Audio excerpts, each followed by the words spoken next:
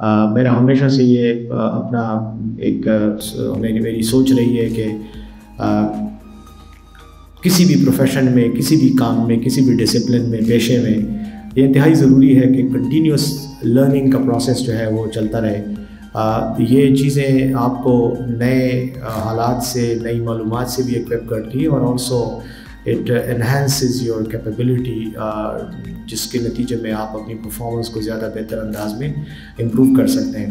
میں یہ سمجھتا ہوں کہ اگر آپ اوور آل تاریخی تناظر میں، ہسٹوریکل کانٹیکسٹ میں دیکھیں تو کانفلکٹ کے نتیجے میں ہمیشہ پروگریس رہی ہے۔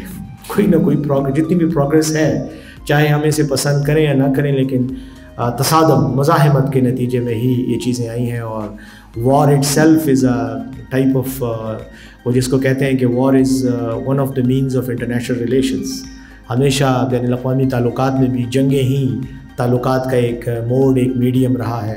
انفارچونیٹ رہا ہے، لیکن بہرحال ہے۔ بدقسمتی سے انسان وائلنس کو ترک نہیں کرتا، انسان کی فطرت میں جارحیت اور وائلنس ہے، اور ہم اس کو نکال تو نہیں سکتے، کیونکہ یہ ایک ناممکن سی بات ہے۔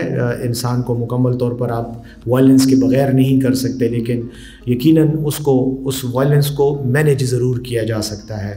And it is this effort which may be classified as the management of violence، کہ جس میں آپ ICRC اور اس طرح کے اداروں کی ایفرٹس کو دیکھ سکتے ہیں۔ لاز بھی یقیناً ریگولیشن کے لیے ہوتے ہیں، اور وہی جو ایک راہ ہے کہ جنگ ہمیشہ مسائل کا خاتمہ کرنے کی بجائے مزید مسائل کو جنم دیتی ہے، لیکن ایشو یہ ہے کہ انسان جنگوں سے باز نہیں آتا، اور نہ ہی میرے خیال میں آئے گا۔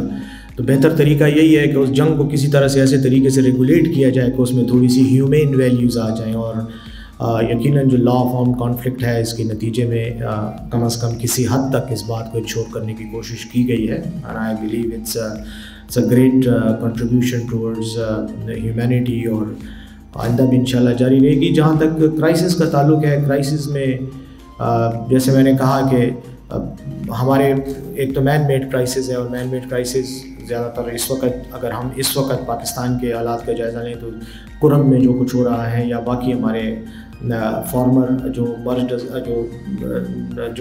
اضلاع ہیں ابھی، جن کو ہم فارمر ٹرائبل ایریاز کہتے ہیں، وہ وہاں پر بھی مین میڈ کرائسس ہیں زیادہ تر۔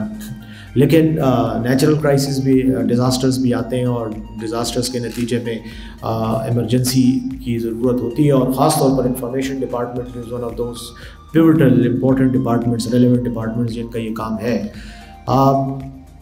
انفارمیشن کے ساتھ ساتھ یقیناً جو جرنلسٹ کمیونٹی ہے، ان کی وہ آپ ضرور کرتے ہوں گے۔ میں سمجھتا ہوں کہ ان کو بھی سینسٹائز کرنا اور ٹرین کرنا بہت ضروری ہے، اور خاص طور پر کیونکہ رپورٹنگ وہ کرتے ہیں، ہم تو رسپونڈ کرتے ہیں، وہ رپورٹنگ کرتے ہیں، اور رپورٹنگ بھی سب سے امپورٹنٹ چیز ہے، کیونکہ اگر رپورٹنگ صحیح ہوگی تو رسپانس بھی ٹھیک ہوگا، اور رسپانس جو ہے وہ that will be more accountable.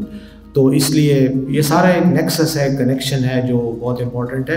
Having said this, میں آخر میں صرف اتنا کہوں گا کہ انفارمیشن ڈپارٹمنٹ کے لیے خاص طور پہ میں once again I would like to appreciate your contribution in this regard. آپ لوگ ان کے ساتھ انٹریکٹ ضرور کریں، ان کو مزید بھی سینسٹائز کرتے رہیں، اور میرے خیال میں اسی طرح سے ہی ہماری پرفارمنس کی ایویلیویشن بھی ہوگی، اور ہماری پرفارمنس کی انہینسمنٹ بھی ہوگی۔ ہیلتھ کیئر میں از ون آف دی ڈائمینشنز، یا ون آف دی اینگلز کے جس پہ یقیناً جب کوئی بھی کرائسس ہوتا ہے تو اس میں ہیلتھ ایک امپورٹنٹ فیکٹر، ریلیونٹ فیکٹر ہے، ایک ریلیونٹ ڈسپلن ہے۔ وہاں پہ بالکل آپ کی یہ چیزیں بہت ضروری ہیں، خاص طور پر ابھی باڑہ چنار، اور آپ نے صدا کی بات کی، انہوں نے کہا کہ وہاں پہ آپ کے ایمرجنسی ہاسپٹلس ہیں۔ Yes, I am aware of that, میں خود وہاں چونکہ انٹریکٹ کرتا رہا ہوں، جاتا بھی رہا ہوں، تو یقیناً ان حالات میں وہاں پہ بہت ضرورت ہے ان چیزوں کی۔